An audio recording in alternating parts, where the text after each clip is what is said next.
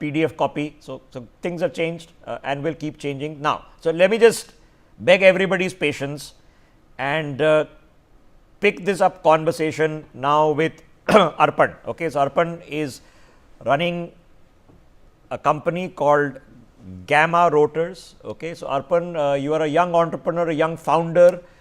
You picked the drone sector.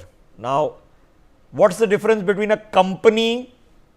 Is there a drone sector in India? Because company, great, you sell drones, but what is there a drone sector in India? Does it exist? No, of course, a drone sector exists. There are 1,000+ companies today, and this industry has seen a rapid growth. And the reason for rapid growth is because what earlier helicopters were doing, now the drones started doing. So the industry has seen a paradigm shift because the cost of operations for a lot of applications have come down just because of drones. But nevertheless, we are a defense-oriented company. We only sell drones to the defense. And our agenda is to make India the drone superpower. My personal agenda, the company's agenda, is to do by 2030. You have the latest drones running, so that the foreign reliance on the drones, which where we are paying hefty amounts to the foreign players, that kind of gets eradicated. And like us, there are other drone players also who are investing very heavily. And what we expect out of the government is to just the ease of doing business. That is something which we are expecting in this budget. That when the budget comes out, the new tech space that it should go, because any defense-oriented companies, its survival is always very difficult in this industry.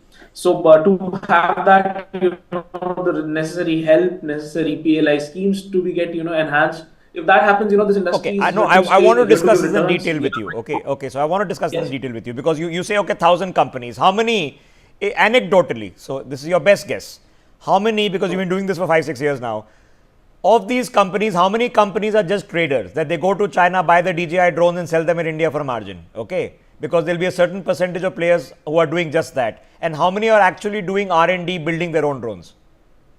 So if I tell you how many are actually doing R&D, it would be only 25 to 30 companies actually who do it. So the vast majority are just actually purchasing and they are reselling here. So a very small percentage are actually building drones. Is that roughly accurate? You are absolutely right, because from ground up level, if you ask, then that is the actual number that I'm giving you. Okay, you've seen the drones now even at the Republic Day parade. You saw it at the Army parade, okay? On Army Day. You learn from Ukraine, that's the future. All of us know it. It's staring us in the face. It's the drones, okay? So this is going to be crucially important. So now let me pick on this without going into the details, which I'm sure you don't want to share, but just giving an overall picture. What kind of R&D are you capable of doing here? Is it software? Because is it on image stabilization? Is it on flying algorithms? What is it, soft R&D, or do you actually do R&D on hardware also? Of course, if you're doing ground up development, you're doing R&D in software, you're doing R&D in optics, you're doing R&D in material sciences.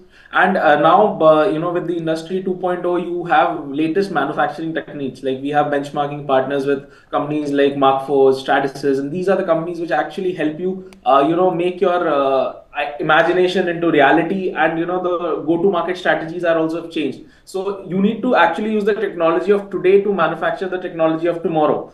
Never to mention 3D printing has played a very vital role for the drone industry as well as the space industry. That is something which we are adapting at the moment. So we are doing hardware as well as software. So it's just not one thing, because it's all interdependent. Okay, so let me